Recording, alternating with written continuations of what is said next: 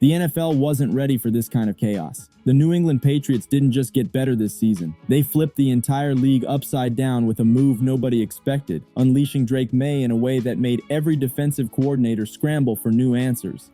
The moment Maye took over the offense, the league realized this wasn't another rookie who needed time to learn. This was a full-blown monster stepping into the spotlight, breaking scouting reports, embarrassing veteran defenses, and forcing analysts to rewrite their rookie expectations lists overnight. By the way, New England, $300 million in cap space, 7 draft picks. Shocking. But they had Drake Maye. Come on, there's no Drake Maye on this one. You're not going to be, I'd bet you everything I've earned. You're not going to be terrible for 3 years with Marcus Freeman. That roster is going to turn over by the last weekend of April. You're going to have 7 new guys who can play.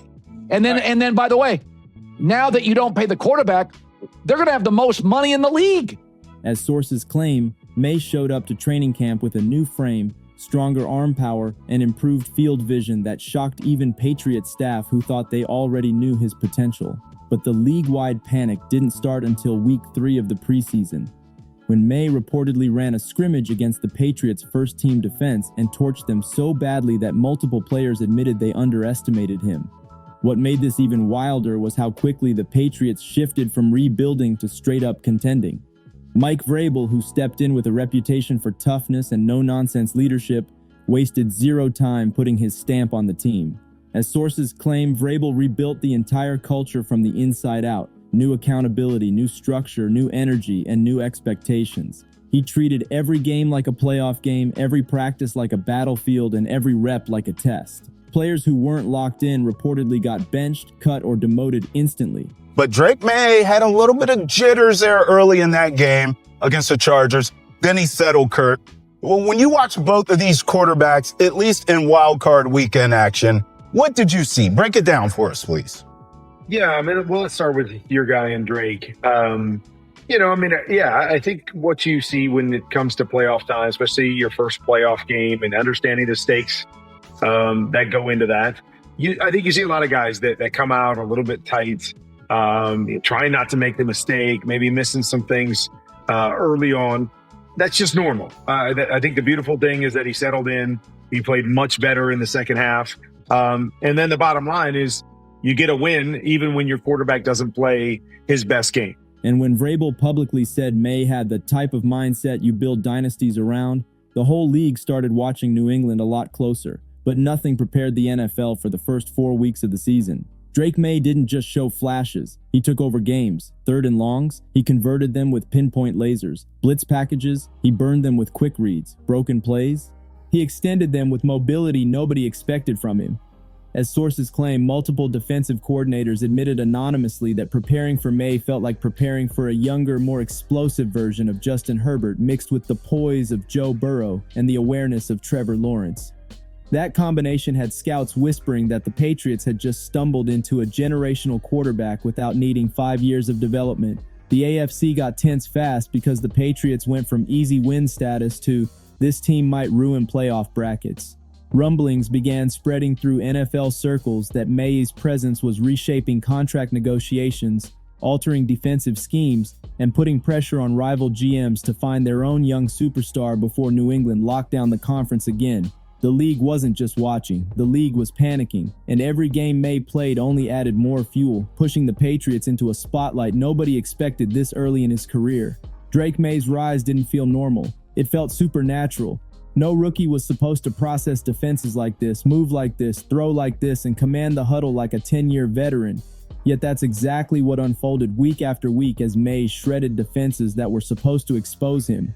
As sources claim, the Patriots front office privately admitted they didn't expect Maye to be this polished so fast. They were planning a slow rollout, maybe even a redshirt style season to let him adjust.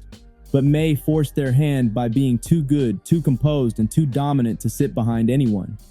Film analysts started circling moments in each game that didn't make sense for a rookie. Maye no-look passes. Maye reading the safety rotation like he was studying it in slow motion. Maye motioning receivers into mismatches pre-snap like he'd been studying defensive coordinators for years. As sources claim, Patriots practice staff reported that Maye memorized play installs the same day they were introduced, something typically seen only in quarterbacks who've been in the same system for several seasons. What sent the league into full panic was how quickly he adapted to in-game adjustments. One snap he'd misread a disguised coverage, and the next snap he'd punish the defense for it. Rumors around the league claimed defensive coaches were openly frustrated, saying that Maye had no rookie tells. With most quarterbacks, coaches look for tendencies, staring down receivers, drifting in the pocket, panicking under pressure.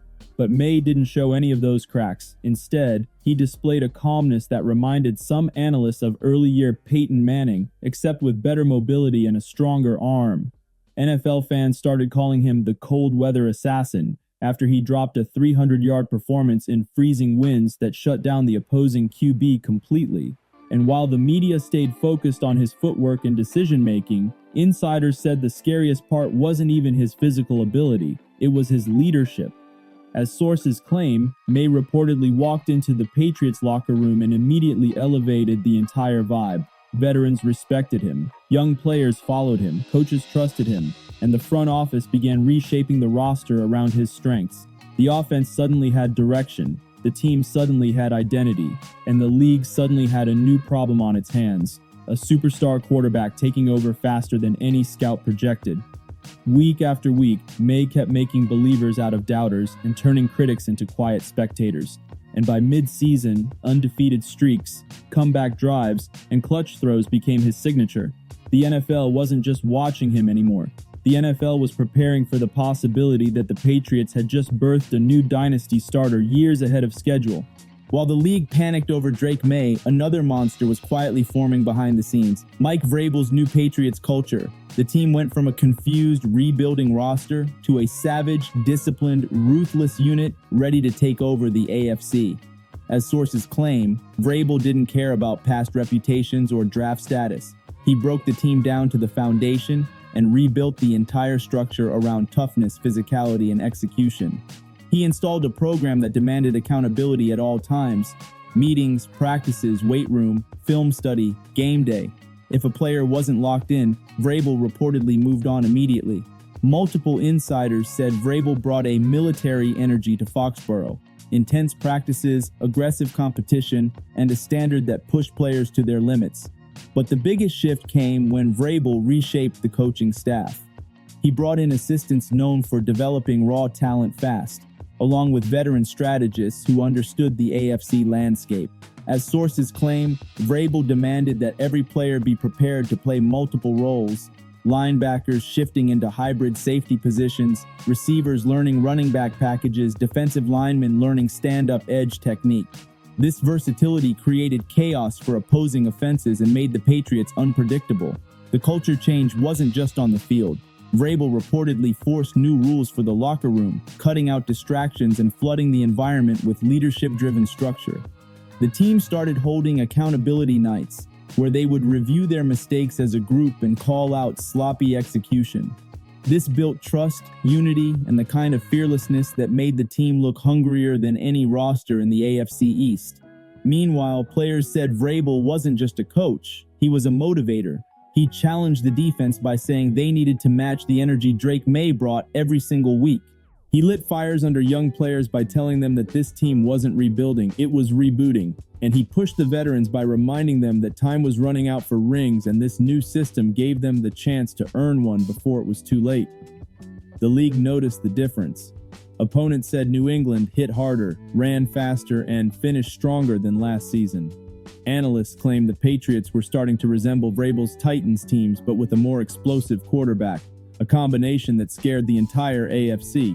And when reports surfaced that Vrabel told his staff, this team should expect rings, not excuses, the NFL realized this Patriots squad wasn't playing for moral victories or rebuilding years. They were aiming straight for the Super Bowl, and they weren't scared to say it out loud. While Drake Maye and Mike Vrabel were dominating headlines, the Patriots' defense was quietly becoming the most feared unit in the league. The run defense wasn't just solid, it was suffocating. Teams couldn't gain momentum on the ground because the Patriots' front seven was blowing up plays before the running back even hit the line of scrimmage. As sources claim, New England's analytics department showed that opposing running backs were averaging their lowest yards per carry in Patriots matchups compared to all other games this season. That number alone sent shockwaves through the AFC. The defensive line, led by a rotation of monsters, was stacking double teams, shedding blocks, and forcing offenses to abandon the run by halftime. And when offenses tried to shift strategies into screens and outside runs, the Patriots linebackers shut that down too. As insiders claim, Vrabel emphasized sideline-to-sideline punishment, telling his linebackers to treat every snap like a chase scene, fast, aggressive, violent, and relentless. Then came the part that terrified quarterbacks, the secondary. New England's cornerbacks were playing at an elite, suffocating level that gave offensive coordinators nightmares. As sources claim, two corners in particular, who reporters said were having breakout Pro Bowl seasons, were locking down receivers all game long.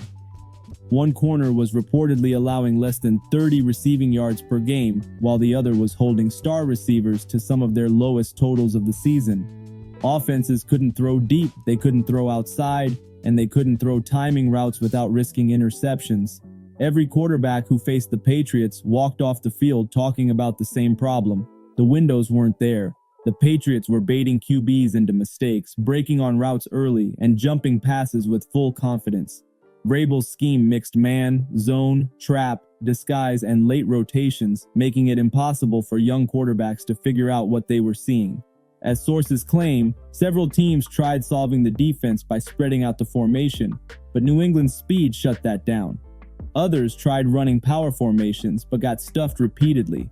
Some tried motion-heavy offenses, but New England countered with pre-snap adjustments that neutralized everything. It got so bad that one AFC coordinator reportedly told players in a meeting, "We're gonna need trick plays, not strategy, to beat these dudes." And while the league kept panicking, the Patriots kept stacking wins, shutting down explosive offenses, bullying big-name running backs, and turning fast-paced passing attacks into slow, frustrating disasters. This wasn't just a good defense. It was a defense built for the playoffs, built for cold weather, and built to shut down the best teams in the league without breaking a sweat. As the season moved deeper into the chaos, the entire NFL started realizing the Patriots weren't just trending upward, they were becoming the scariest team in the league. Drake Maye kept evolving every single week, shredding elite defenses, delivering laser-accurate throws, and taking control of games like a seasoned star. The offense developed a rhythm that teams couldn't stop, and the defense formed a wall that teams couldn't break. As sources claim, multiple analysts began calling the Patriots the most complete team in the AFC, and the panic began spreading across rival franchises who realized New England was ahead of schedule by years.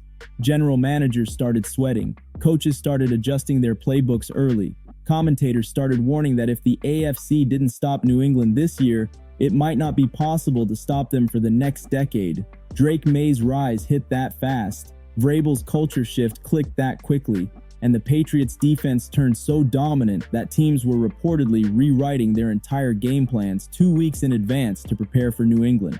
But what sent the league into a total meltdown was the playoff projection models.